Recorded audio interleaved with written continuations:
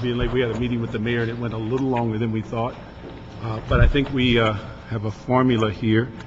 Colleagues, in looking at the agenda, if you have no questions on items 4 and 8 on the individual cases, we can move those on consent, which deals with the city attorney cases and reports, which are routine note and files. I don't have any problem. Any problem with that? 4 and 8. If there's no specific, otherwise we'd have to go in closed session if there's specific cases you want to talk about. I had a question, but not as specific Okay. relative to the case that I don't think we have to go into closed session for. Let me ask the city attorney to come up. And Hello, Ann Haley here on item 8, though, not item 4. That's 8, Yeah, it was just item 8. yeah. It had just appeared on this. It was a report from December Can you 2010. do 1 and 3 in closed session? 1. That is correct, actually. This is a report, Councilman, that we file on heretofore on a bi-monthly basis, actually, to demonstrate what our outside counsel expenditures have been 2 months at a time. And actually, so often this report, by the time we get the information from the various departments regarding their expenditures on outside counsel, we're a little bit behind the 8 ball in terms of timing. And so this report indeed is for the time period ending December of last year. And part of the request I wanted to make today actually is that this report be filed on a quarterly basis versus bi-monthly because of the time it takes to get the information from the departments and our lessening resources. We think we could have a much more efficient filing if this report was submitted quarterly versus bi-monthly. Got it. And then my follow-up question then is, does that mean that all the subsequent reports since then are in the same time frame? Or everything else is backlogged Backlogged, yes. So since we're then as well? correct. We're preparing our next report now, which would be for the January and February time period. And actually, February through April, February, March, January, February, March, and April, we plan to file in short order. But again, here we are in July now, so. Okay, no, that was it. All right. We'll move 4 and 8 in the consent, and we'll also, on item 8, change the requirement from bi-monthly to quarterly, and then that way it should reduce your resources, plus we should get more timely reports. I don't know in catching up whether you can do a report that's multiple periods into one report, because we're dealing with the same cases. It's just a matter of telling us what the current status is. Yes, So if there's some ability to catch up so we can get something that's less than 6 months old, it would be helpful. right. What the committee would allow, we can certainly file the 4-month period, January through April. I know that our office has that information currently from the other departments, Then we can get on a quarterly basis. starting this That's- fiscal year. Yeah, that would be 4 reports a year instead of 6 reports. Correct. All right. So we move that with that instruction on 4 and 8. And then also, colleagues, if we can move 2 and 3, which are tax liens, if there's any questions about the specific tax liens, we'd have to do those in closed session. Otherwise, we can move those to So council. moved. I have no problem. I have no problems. All right. And I'm sorry, 3 council members need to What's that? I'm sorry, number 3, let it continue further on Okay, so item 2, we can move on consent. 3, we continue as per Office of Finance. And, all right, so we can do that. And also, colleagues, if we can move item 5 on consent, that deals with it's a dated report because we've already done with the final report for the financial status. So moved. And so I would just ask that on that report, we move with consent and also ask the clerk and the CAO to get together as to what are our options in dealing with or addressing reserve fund expenditures for unfunded expenditures. It's give us some clarity of what the role of this committee could be to resolve some of those unfunded expenditures in the future. Also, ask we move 6 on consent. This has already been passed by 2 committees, and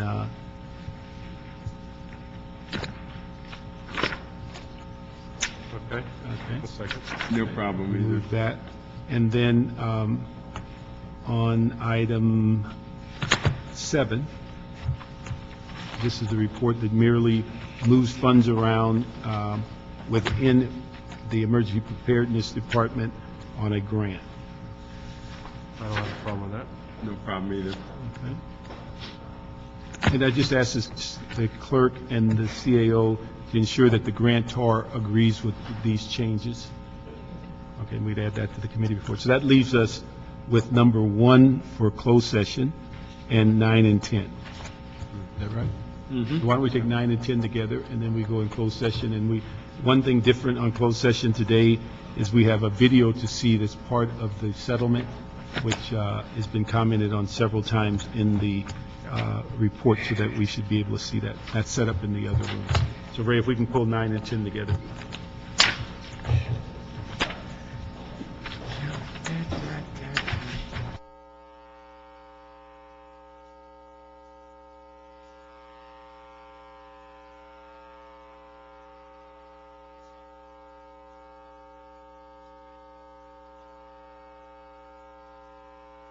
And item 10 is a CAO report relative to an upgrade, or an update, I'm sorry, on the city's credit ratings, including its long-term ratings from Fitch, Moody's, Standard & Poor's on the general obligation bonds, judgment obligation bonds, and lease revenue obligations.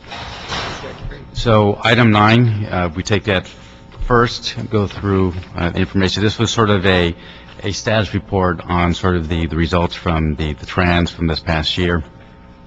In the update, we do provide that the city was actually very successful this year, and as far as the actually achieving the yield on the 1.3 billion that was sold, we did very, very well.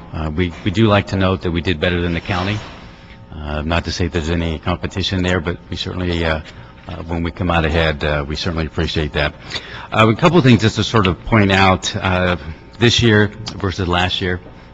We actually, instead of us just going and sort of meeting with the rating agencies and then meeting with a group of investors all at once, we actually spent some time and actually met individually with a number of investors and allowed them to actually ask their questions. It actually allowed to have a much more tailored conversation to some of their investor concerns and so forth.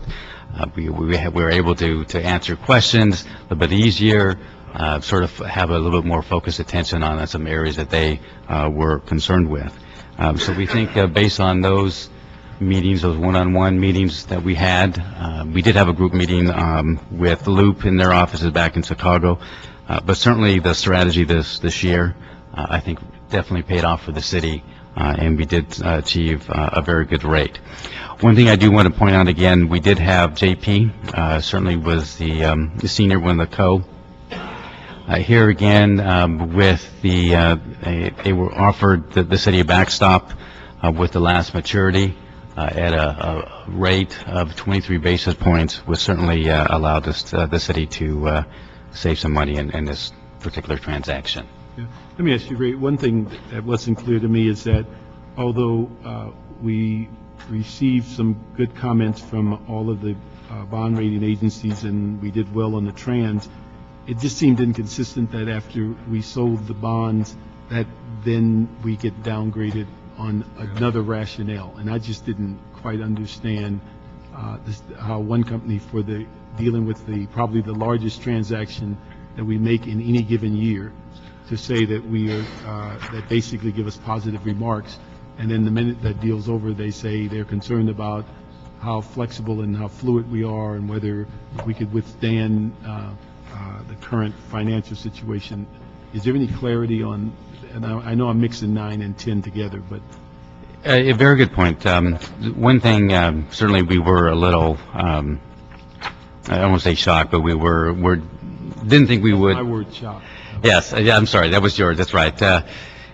When we look at the trans, you have to look at it, this is a one-year note, and so when investors actually look to invest in either the city or other counties or local agencies, it has to do with the short-term market, and we have demonstrated time and time again that if you look at us, the city, on a year-to-year basis, we always balance our budget.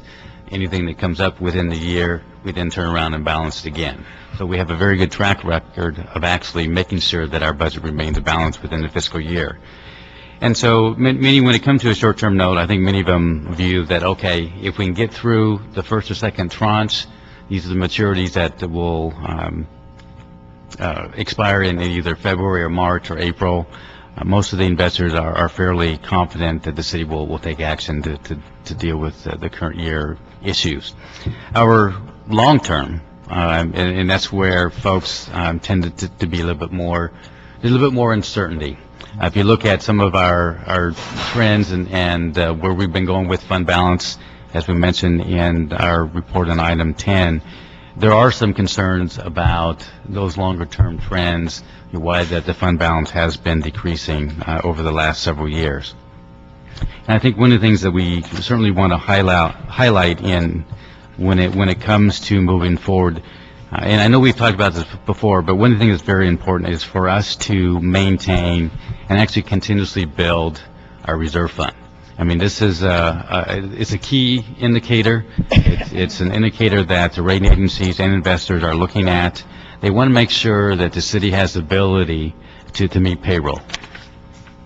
And they want to make sure that we meet payroll, that we have sufficient funds that are set aside to deal with any emergencies. So, in stepping back and looking at 10, Natalie and Hall are here. I'll let them go through it.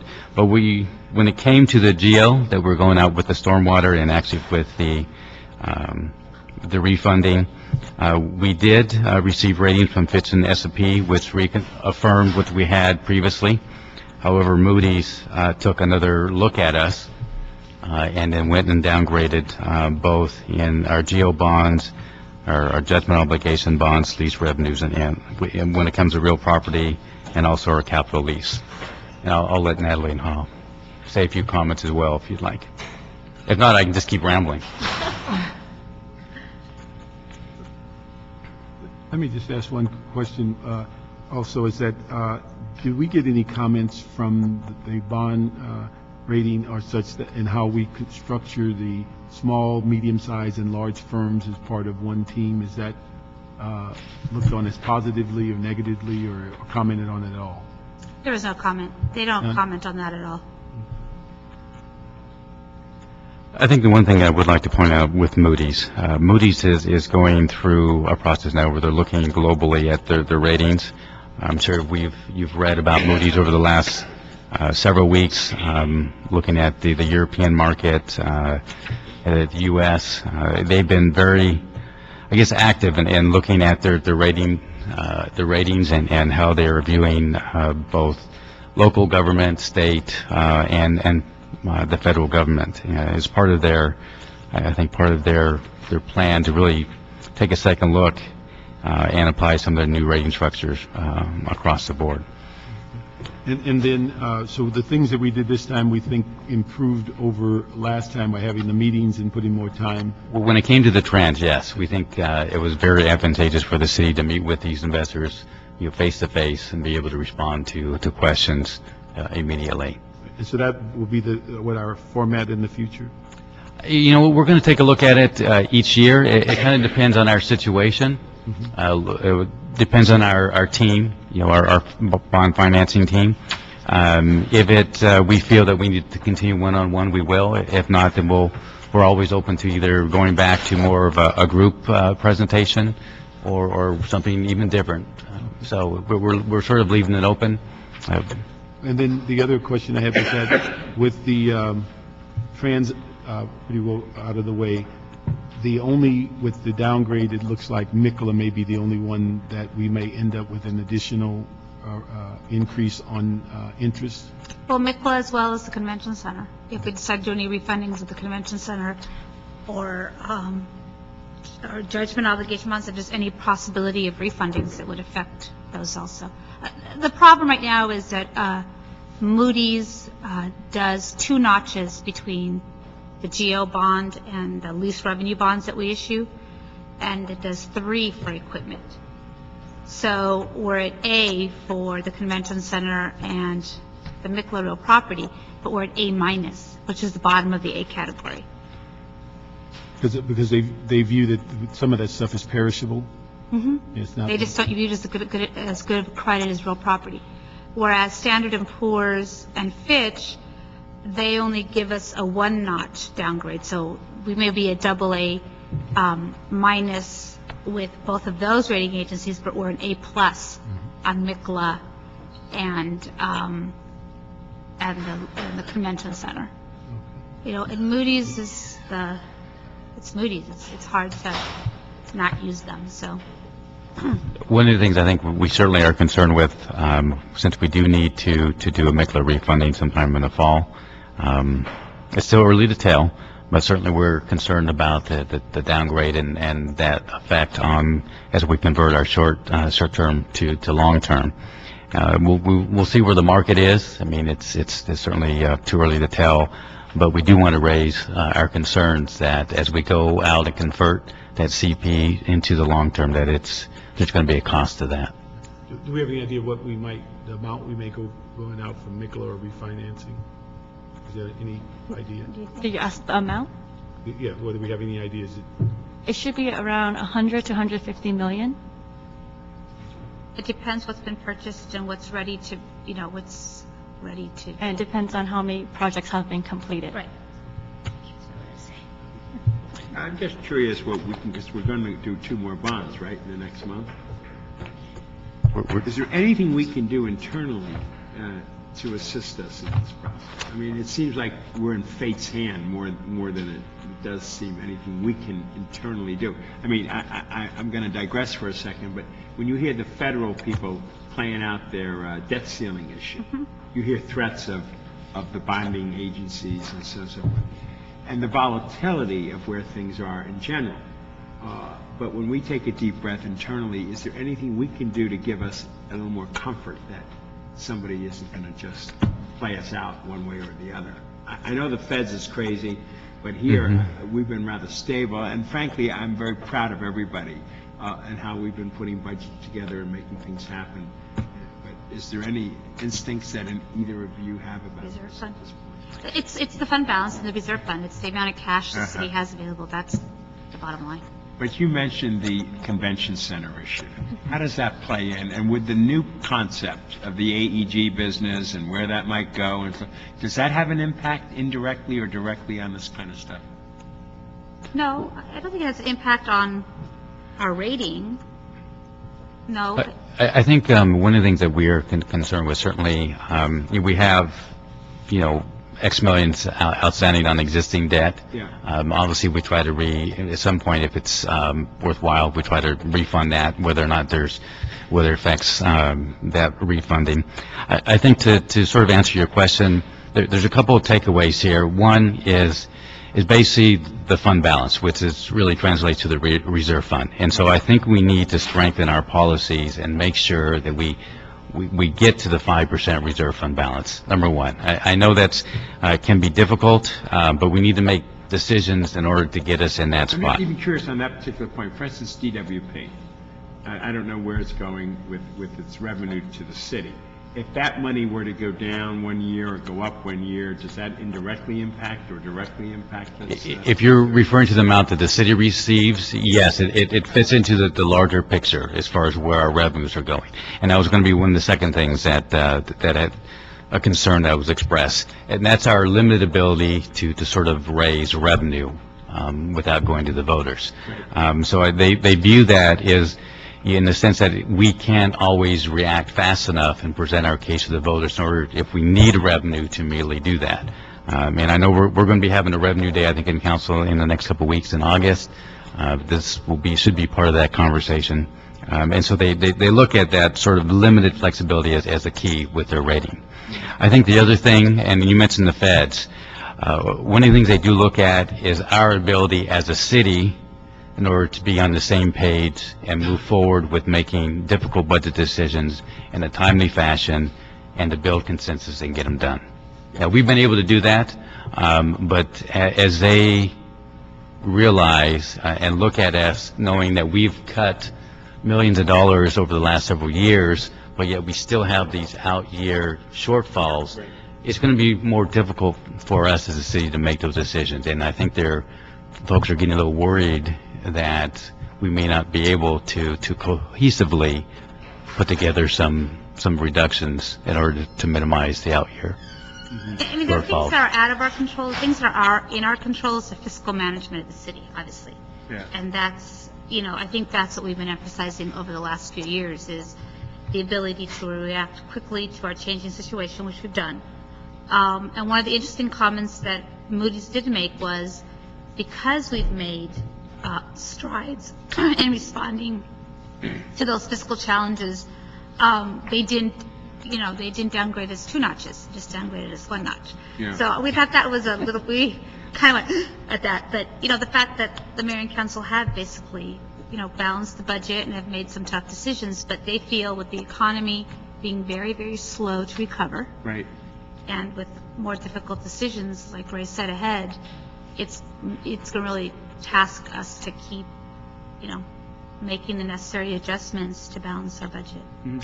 Just to use a case in point, the $47 million we pay every year now in interest on the convention center historic bonding that took place. And if we were to go for more bonds, just say theoretically, to expand the convention center, and could conceivably not cover it with advertising from billboards or some other revenue stream that one is anticipating could come, would they then look at that within that kind of a discussion, or would they wait until way down the road when either we issue the bonds or don't, or would it impact their psychodrama about, well, the economy, maybe they're risking too much, or they're going out too far, or they might end up with a greater annual debt on bonds? I'm just trying to package my brain. I think it depends on what the final deal structure is. Yeah. But I think that there are always ways of having deals come forward that don't impact the general fund as much as others do. Yeah. So I really think it depends on the debt structure. I mean, for example, Staples is considered a, it creates its own revenue. So even though it's general population, there's still revenue that backs it. Correct. So it really depends on the type of debt it is. We have certain very unique projects that we've done in the city, like the 911 centers and, the Staples centers. We've done some Hollywood and Highland. Each have been unique, and even though in general they may rate us a certain way, they do look at each bond rating separately. So. I do want to add, you asked what can the city do regard to this downgrade. Right. I did ask that question to Moody's, and they did tell me that as long as we make the necessary budget adjustments, maintain our fiscal management, they said because of their new global rating scale, they can move the ratings quicker than before. So they could upgrade or downgrade us quicker. Really? So if we make the necessary budget adjustments, then they are looking at that. They continually look at the city. Very good. Thank you. I mean, the one positive is that they took us off negative onto stable, which means that within the next 6 months to a year, they really won't take any other action. I mean, usually your first indication of a downgrade is that you move to negative, and we're stable with all 3. So that's one positive we can bring out of that.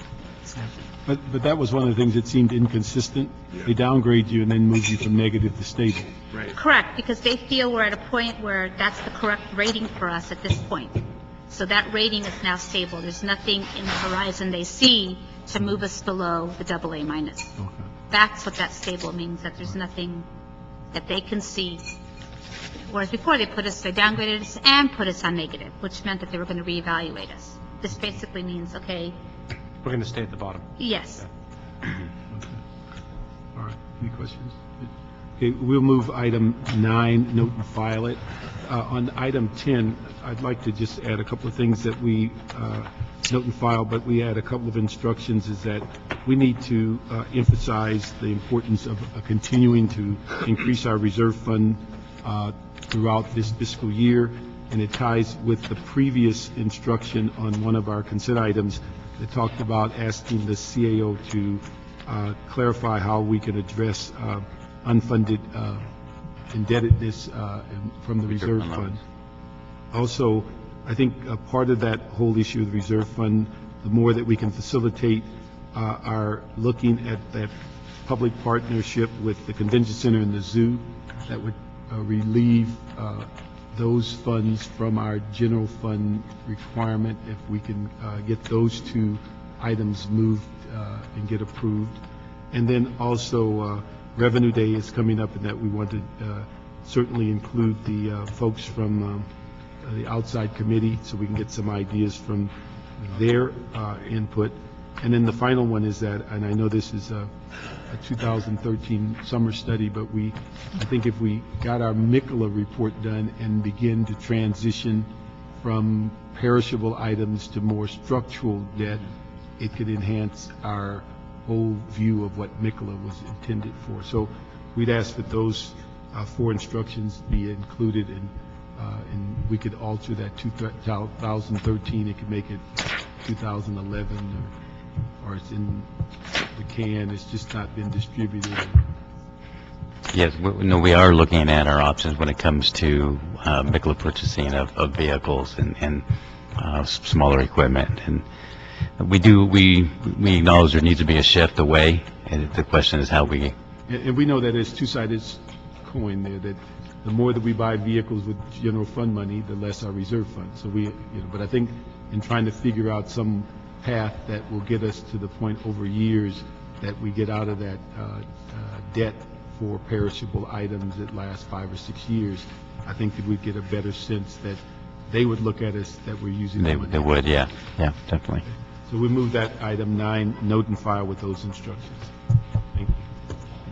So we have just one item 1 for the... Yes, we just have one. Are we set up with the video in there? What did you say about the Zoom?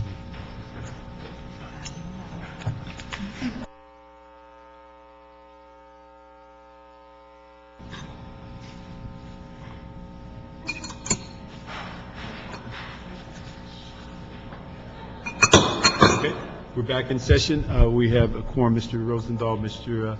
Englander, and myself, Bernard Parks, as chair. We've addressed the item 1 in full session, and so we're back in open session, and we are adjourned.